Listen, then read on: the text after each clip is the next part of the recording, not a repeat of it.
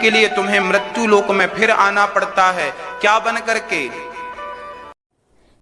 राधे राधे, जय श्री कृष्ण फ्रेंड्स। एक बार फिर से आप सभी का स्वागत है आपके अपने चैनल कान्हा पूनम क्रिएशन पर।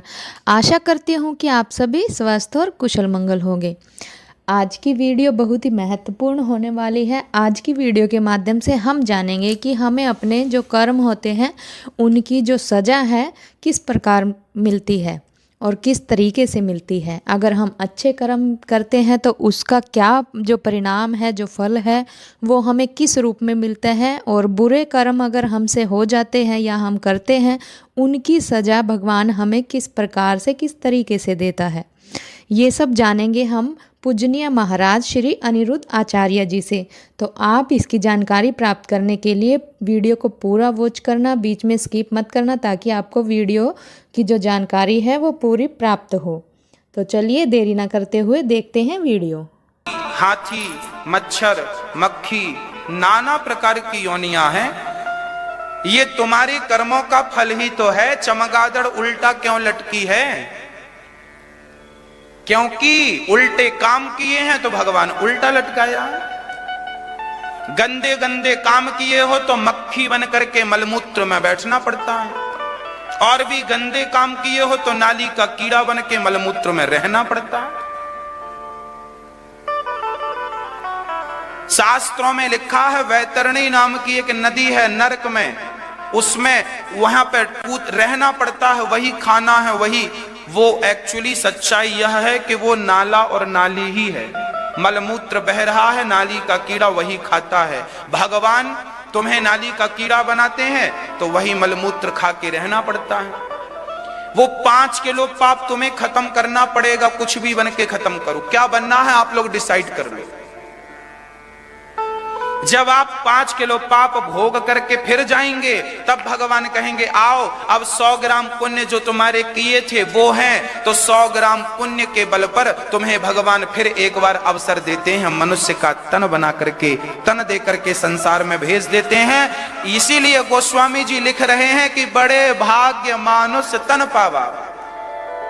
तुमने जो 100 ग्राम पुण्य किए थे वही पुण्य का फल ये मनुष्य का तन है। अब गलतियां ना करना, नहीं फिर 10 किलो पाप इकट्ठा कर लो।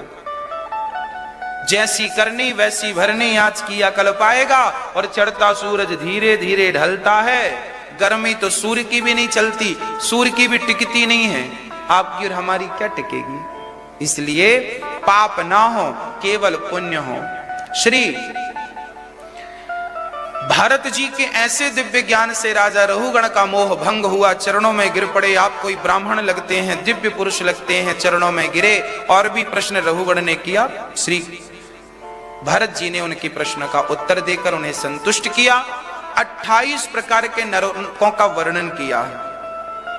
28 प्रकार के नरक होते हैं। तामिश्र, अंध्र तामिश्र, रौरव, महारौरव, कुंभी, पाक, कालसूत्र, असी, पत्रवन, सूकर, मुख, अंधकूप इत्यादि।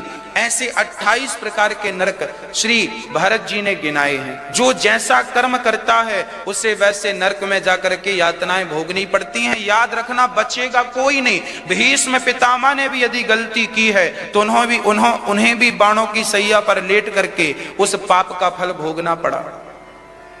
पितामह भीष्म को बाणों की सैया मिली या नहीं? बोलो, क्यों मिली? क्योंकि पितामह भीष्म से 2 पाप हुए थे। पहला पाप तो पिछले जन्म में हुआ था। एक सांप को कांटों के ढेर में फेंक दिया था पितामह भीष्म ने। भीष्म पितामह पिछले जन्म में द्यौ नाम के देवता थे। द्यौ, द्यौ इनका नाम था द्यौ। श्री पितामह भीष्म सांप को फेंक दिया था आपने कांटों के ढेर में। वो सर्प कांटे की चुभन से मर गया। इस जन्म में आपको भी कांटों के ढेर अर्थात बाणों की सैया पर लेटना पड़ा। दूसरा पाप, पितामह भीष्म चाहते तो भरी सभा में द्रौपदी की लाज बचा सकते थे, पितामह भीष्म चाहते तो दुशासन को 2 थप्पड़ जमा सकते थे। दुष्ट, अपनी भाभी के साथ तू ऐसा व्यवहार करता है, रिश्ते में वो तेरी भाभी है, 2 थप्पड़ मारते, कौन रोकता? अरे भले राजा का बेटा हो दुशासन और दुर्योधन, पर पितामह भीष्म के सामने ये तो तिनके की तरह थे, इनकी कोई हैसियत नहीं थी। पितामह का बल पराक्रम इतना था, 1-2 थप्पड़ जमाते, द्रौपदी को बचाते, पर नहीं, सामर्थ्यता थी बचाने की, पर फिर भी सहयोग नहीं किया अबला नारी का। उसके पाप से इन्हें बाणों की सैया भोगनी पड़ी। पाप करना भी पाप है, और पाप को आंखों से देखना भी पाप है, और पाप को सहन करना भी पाप है। पितामह ने पाप को देखा आंखों से, इसलिए बाणों की सैया मिली। भगवान ये कहना चाहते हैं कि गलती पितामह भीष्म भी करेंगे तो उनके पापों का दंड उन्हें भोगना पड़ेगा। तो ऐरे गहरे नत्थु खैरे की बात नहीं है, जो जैसा करेगा उसे वैसा भोगना पड़ेगा। मैं गलत करूंगा तो मुझे भी भोगना पड़ेगा, आप गलत करेंगे आपको भी भोगना पड़ेगा। इसलिए गलत ना कीजिए। और याद रखना, आज हमने गलत किया तो आज ही हमें नहीं मिलता, साल भर 2 साल, कई बार तो लड़कपन में किए हुए पाप की सजा बुढ़ापे में मिलती है, और कई बार तो पिछले जन्म के पापों की सजा इस जन्म में मिलती है। पाप ना हो नहीं भोगना पड़ेगा। आपने किसी को गाली दी है तो साल भर बाद, 2 साल बाद, 4 साल बाद, 5 साल बाद, 20 साल बाद वो गाली तुम्हें भी सुननी पड़ेगी, भले कोई और सुनाए, भले तुम्हें रास्ता चलता आदमी कह दे कुछ भी उल्टा सीधा, सुननी पड़ेगी। शेर को 1.25 शेर मिलेगा, मिलेगा, मिलेगा। आज आपने किसी को गाली दी है, देर सवेर आपको वो गाली वापस आएगी। पृथ्वी गोल है, कुएं में कुआं जानते हैं आप? कुएं की तरफ झूक करके कहिए, कुएं को देख कर कहिए राम, तो कुएं से आवाज क्या आएगी? आप कुएं को देखकर कहिए श्याम, आवाज क्या आएगी? हाँ, कुआं गोल है ना।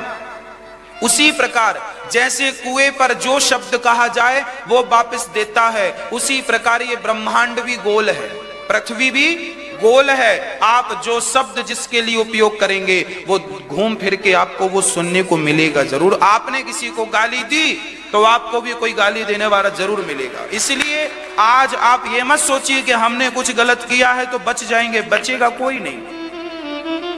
मेरे मालिक की दुकान में सब लोगों का खाता, किसी को कौड़ी कम नहीं देता, किसी को दमड़ी ज्यादा, समझदार तो चुप रह जाता, मूर्ख शोर मचाता। मेरे मालिक की दुकान में सब लोगों का खाता। भरत जी ने दिव्य ज्ञान दिया, राजा रहुगण का अज्ञान भंग हुआ। राजा रहुगण ने कहा, महाराज क्या कोई ऐसा उपाय है जिससे यदि मैंने पाप किया हो तो मुझे उस पाप से मुक्ति मिल जाए? बोले उपाय है। क्या उपाय है? सुनो। बोले कितना भी बड़ा पापी हो यदि भगवान के नाम का सहारा ले ले तो वो भवसागर से पार हो सकता है। अच्छा, किसने लिया? तब सुखदेव भगवान कहते हैं, कान्य कुब्जे ध्वजः कश्चित् दासी पते रजामिलः नाम्ना नष्ट सदाचारो दास्याः संसर्ग दूषितः। कान्यकुब्ज ब्राह्मण अजामिल, एक अजामिल नाम के पंडित जी थे, बड़ी भक्ति करते थे। एक दिन पुष्प वाटिका में पुष्प चुन रहे थे, वहां एक स्त्री एक पुरुष के संग बैठी बात कर रही थी। तो ये पंडित जी उस स्त्री को देखकर बड़े लट्टू हो गए, बड़ी सुंदर है, और उस स्त्री से विवाह का प्रस्ताव रखा। एक्चुअली वो स्त्री वैश्या थी। उस स्त्री से विवाह कर लिया और घर बसा लिया। क्योंकि एक पंडित जी ने एक वैश्या से विवाह कर लिया तो नामना नष्ट सदाचारो दास्याः संसर्ग दूषिता। जब आप गलत व्यक्ति से संबंध बनाते हैं, गलत काम करते हैं, तो आपका सदाचार नष्ट हो जाता है। सदाचार नष्ट हो जाता है। इसलिए आप अपना सदाचार नष्ट मत होने दीजिए। सदाचार नष्ट ना हो।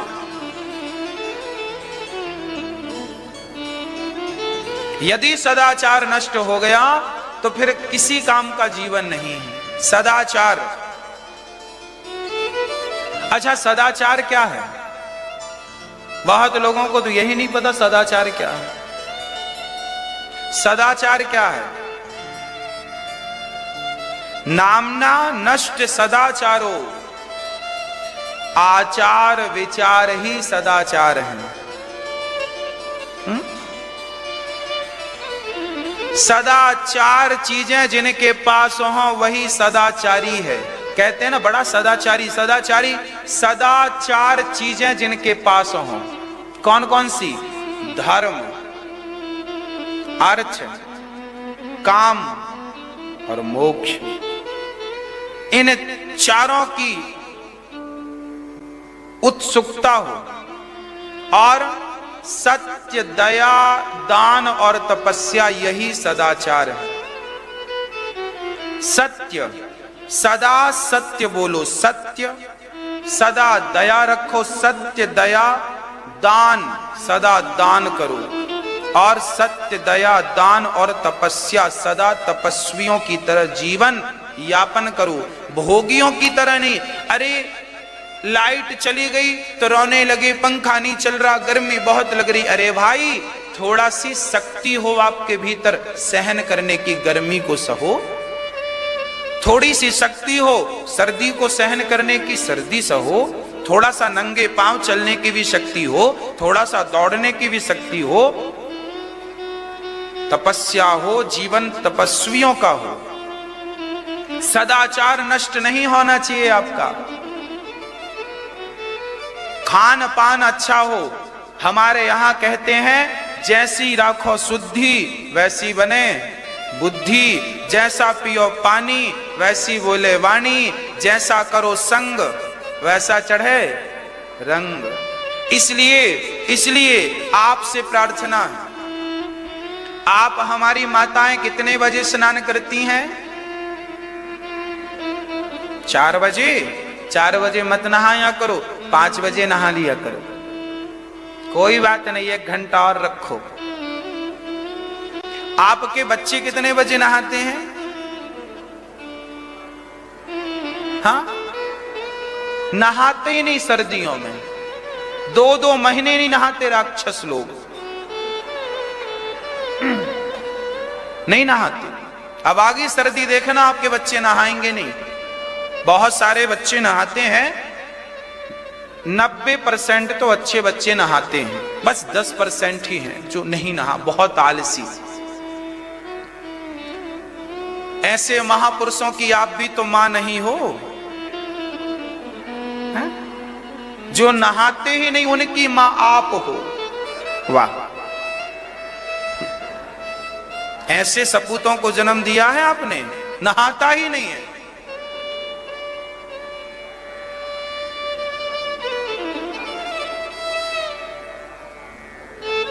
सवेरे सुबह हमें स्नान करना चाहिए। और याद रखना, आपको और आपके बच्चों को, दोनों को मैं वो बात कहने जा रहा हूं जिससे सदाचार दिखता है। सदाचारी हम कैसे बने? सबसे पहली चीज है शुद्धि। जैसी शुद्धि वैसी, अरे भाई पूरा खेल बुद्धि ही का तो है। बुद्धि भ्रष्ट तो सब भ्रष्ट। इसलिए इस बुद्धि को बचाना, कहीं ये बुद्धि ना बिगड़ जाए। जिनकी बुद्धि बिगड़ी है उनका सत्यानाश हो गया, सर्वनाश हो गया। बुद्धि के बिगड़ने से ही तो सर्वनाश होता है। रावण की बुद्धि बिगड़ी, सर्वनाश हुआ। पराई स्त्री को चुरा के ले आया, बुद्धि ही तो भ्रष्ट हो गई थी। तब तो 1 लाख पूत 1.25 लाख नाती, जिसके घर पे दिया ना बाती, बुद्धि के कारण। क्योंकि रावण सदाचारी नहीं था। क्योंकि हमारे शास्त्र कहते हैं जैसी शुद्धि वैसी बुद्धि। हमारा कहने का अर्थ यह है कि आप जितनी बार लघु शंका जाओ, चाहे स्त्री हो चाहे पुरुष हो, चाहे बच्चे हो छोटे चाहे बड़े हो, एक चीज घर में बिल्कुल कानून बना लो, नियम बना लो कि आप यदि लघु शंका गए तो आपको 3 कुल्ले तो करना ही है और पांव तो धुलना ही है लघु शंका के बाद। लघु शंका मतलब 1 नंबर। आपको 3 कुल्ले करना है और पांव धुलना है लघु शंका के बाद। ये सबको बताओ अपने बच्चों को, ये शुद्धि के मूल कारण है। और दीर्घ शंका जाओ 2 नंबर, दीर्घ शंका जाओ तो वहां से नहा कर ही बाहर निकलो। अब हम लोगों को देखते हैं, लोग दिन में सवेरे उठते हैं, सबसे पहले दीर्घ शंका जाते हैं, 2 नंबर जाते हैं, टॉयलेट जाते हैं और फिर वहां के बाद बिना नहाए पूरे घर में घूमते रहते हैं, बिना नहाए। अधिकांश घरों में ये चलता है, अधिकांश घरों में। आशा करती हूँ कि आप सभी को वीडियो अच्छी लगी होगी। वीडियो अच्छी लगी हो तो वीडियो को लाइक, कमेंट और शेयर करना बिल्कुल मत भूलिएगा। आपका एक लाइक हमें मोटिवेशन देता है। और जो लोग हमारे चैनल पे पहली बार आए हैं वो प्लीज़ चैनल को भी ज़रूर सब्सक्राइब करना, ताकि ऐसी ही ज्ञानवर्धक वीडियो आपके लिए आती रहे और आप वीडियो का पूरा आनंद लेते रहे। तो चलिए मिलते हैं नेक्स्ट वीडियो में। राधे राधे, जय श्री कृष्णा।